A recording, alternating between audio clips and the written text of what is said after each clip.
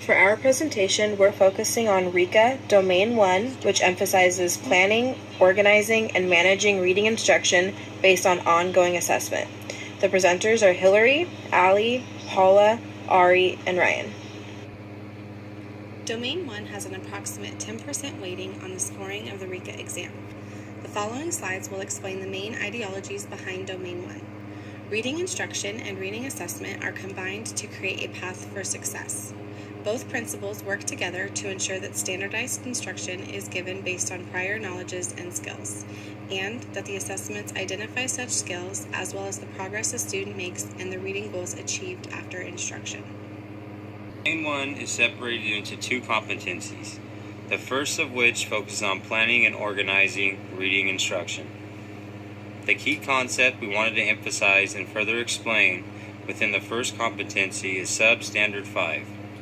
This portion focuses on strategies for motivating and engaging students with reading instruction. The official Rica content specifications outline examples for satisfying this standard, shown in white. However, the bullets in green were constructed based off our group discussion. We concluded that using instructional level text with relatable topics would be a strong strategy for improving student engagement. Additionally, letting students pick their own books and employing collaborative strategies like book clubs will also improve reading development. Please feel free to include your own strategies in your notes. This slide illustrates some key vocabulary that is present in Rica Competency 1. You should familiarize yourself with these terms for a more cohesive understanding of this topic. To effectively teach reading and ELA standards to students, teachers should have a diverse resource of instructional strategies and a fundamental understanding of the ELA standards, which is where curriculum is developed. Independent and SSR reading strategies are important for increasing student motivation and therefore reading development. This vocabulary list is not a comprehensive list, but rather a running document where strategies can continue to be added. If you have your note paper out, feel free to add more strategies you think would benefit this topic. As a group, we researched and brainstormed different strategies that we felt would be effective in engaging students and motivating them for reading development. Feel free to use your note paper to add any additional strategies that you can think of.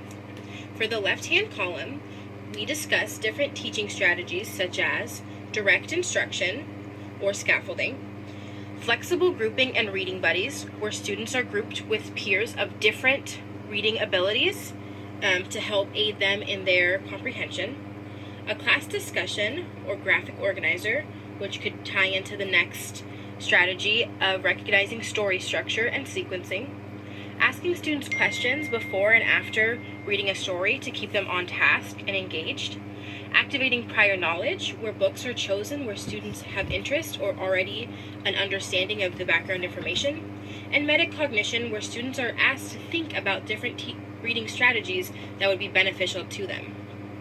For the right-hand column of assessment strategies, we begin with reading logs, where students dictate how much they've read each night or what different books that they've read, oral presentations and book reports, running records, concept print, phonemic awareness assessment, and dictation as done in Assessment 2, a character analysis, connections via visual and performing arts, where students would be asked to make a play, write a song, or color a picture that would represent a story, a reflection log or book review, and lastly an author review to assess their reading ability and comprehension levels.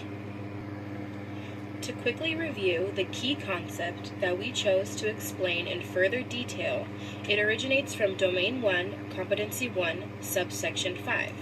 It requires teachers demonstrate knowledge of strategies for engaging students in reading and motivating them to progress in their reading development. This can be done through promoting reading through pleasure, or wide reading, reminding parents that reading is a family activity for students to get further practice outside of the classroom, keeping reading and reading instructional texts at an instructional level, which is where students can read with about 90 to 97% accuracy, and scaffold and modeling instruction for students for better reading and development.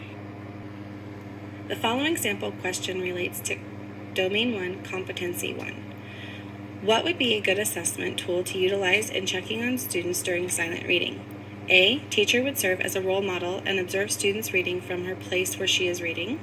B. As the students are reading, the teacher roves around the room and places her hand on a student's shoulder. The student reads aloud from the place he or she is at in the reading.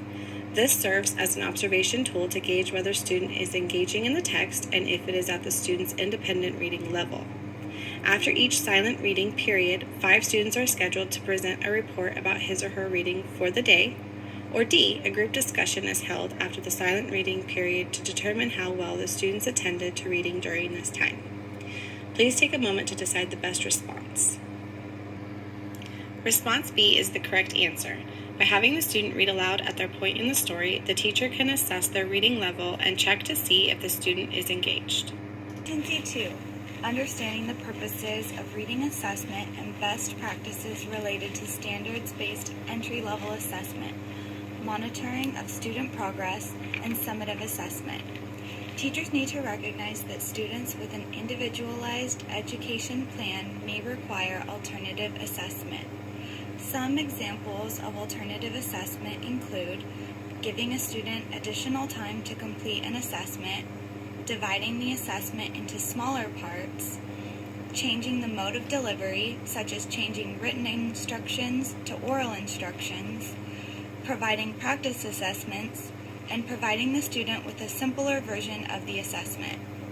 These variations can help decrease stress and anxiety, avoid overwhelming the student, increase student understanding and clarity, and increase student success because the student will be able to demonstrate their knowledge and abilities. There are 3 ways teachers can modify their instruction for students with an individualized education plan, otherwise known as an IEP. The 3 different components of instruction that can be modified are content, process, and products. Content can be simplified for students who need more time to master the material, be given various audio visuals, technology for assistance such as iPads and Chromebooks, as well as field trips.